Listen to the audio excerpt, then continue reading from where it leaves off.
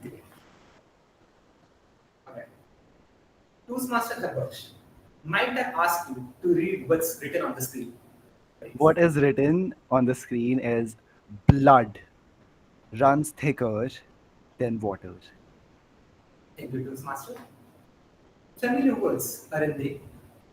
Words that are often used to justify standing by family even when they're wrong.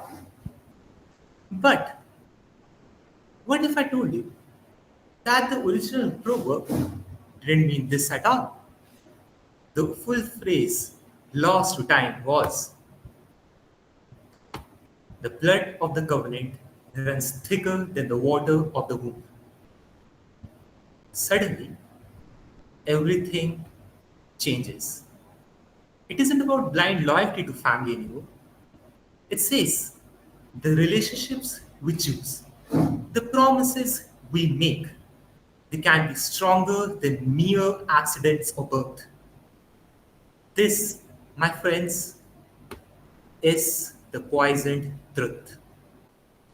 Greetings, Toastmasters and dear audience. I am Toastmaster Samarth Badola, and when I was a young child, I was often told a saying, which I believe many of you must have heard too: Ahimsa Paramo Dharma. Non-violence is the greatest righteousness. Sounds novel, doesn't it? After all, it is this Sanskrit code that is often used to claim that India's history, India's culture, has always been one of peace and mutual understanding. How ironic then, isn't it, that the entire code from the Bhagavad Gita goes Ahimsa Parmo Dharam, Dharma Hinsa Tatij.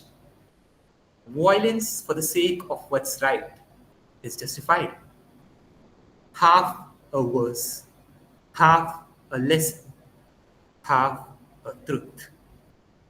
And here's the danger: half truths, they don't just mislead, they metastasize. They corrupt an ideology, distort the reality, and change the truth. Dear Toastmasters, I hope you can see the image in front of me. This image is of a man named Sarabjit Singh. In August 2015, it was posted by a former Delhi University student, Jasleen Kaur. She claimed that the man had sexually harassed her on a red traffic light, and within hours, it was everywhere. News channels branded him Delhi Katarinda. Politicians applauded her bravery. The chief minister of Delhi called her an example for all women. Social media called for his punishment.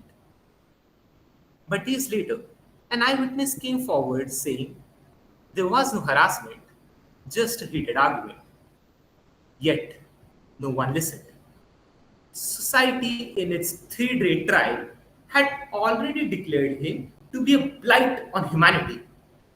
But Sarabjit Singh stood resilient, and 4 years later, the courts acquitted him.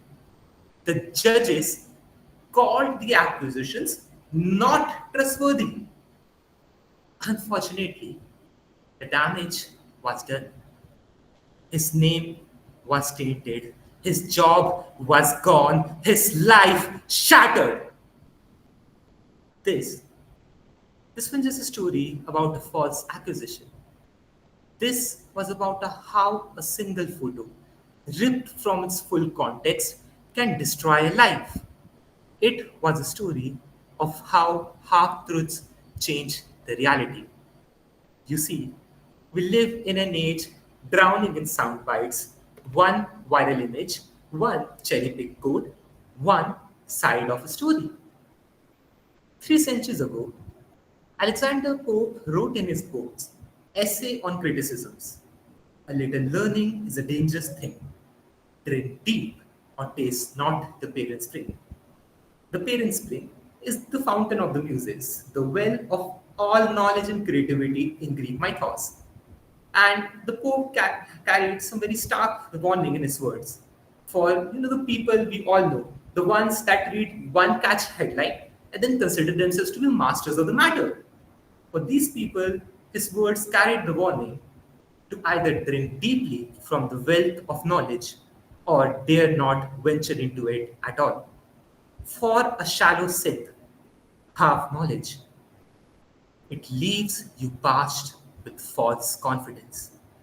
It blinds you more than ignorance ever could, for it whispers, you know enough, you know enough, and they believe it. So, what now? Should we stay silent, not express our opinion on anything? Trust nothing that we see? No. We have been sipping this poison for too long. Half truths disguised as wisdom, snap judgments dressed as justice. It's time we spit it out. It's time we start seeking. For remember this, truth was never meant to be tasted in fragments, it was meant to be savored whole. For the truth, whole, unbroken, it doesn't poisons, it heals. So, the next time someone tells you blood runs thicker than water, ask them with a smile on your face, are you sure? Or is it simply a poisoned truth?